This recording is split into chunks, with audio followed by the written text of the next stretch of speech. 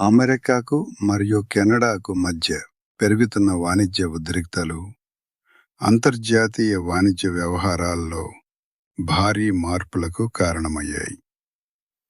Canada నుండి దిగుమతి చేసుకునే బంగాళాదుంపలపై అమెరికా అకస్మాత్తుగా 35% పన్ను విధించడంతో గత 4 నెలల్లో 140,000 టన్నుల కంటే ఎక్కువ కెనడా బంగాళాదుంపలు అమెరికా మార్కెట్ నుండి కనిపించకుండా పోయాయి.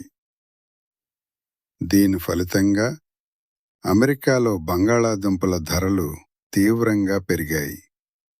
సరఫరా గొలుసులో ఏర్పడిన ఈ ఆకస్మిక సమస్యతో అమెరికన్ రెస్టారెంట్లు బంగాళాదుంపలతో చేసే ఆహార పదార్థాల పరిమాణాన్ని తగ్గించుకుంటున్నాయి.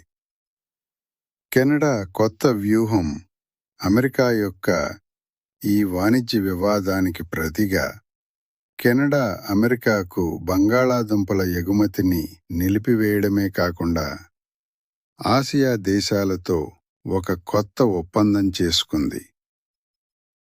ఎటువంటి వాదోపవాదాలు, ఘర్షణ లేకుండా కెనడా వాణిజ్య ప్రతినిధి కార్ని ఆసియా దేశాలతో $1.6 బిలియన్ విలువైన ఒక ఒప్పందాన్ని చేసుకున్నారు.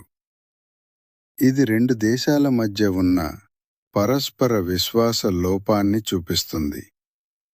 ఒకప్పుడు ఉన్నత విలువ కలిగిన నమ్మకం ఇప్పుడు వెలకట్టలేనిదిగా మారింది. మెక్సికో ఇప్పటికే అమెరికాకు టమాటోల ఎగుమతిని నిలిపివేసిన నేపథ్యంలో కెనడా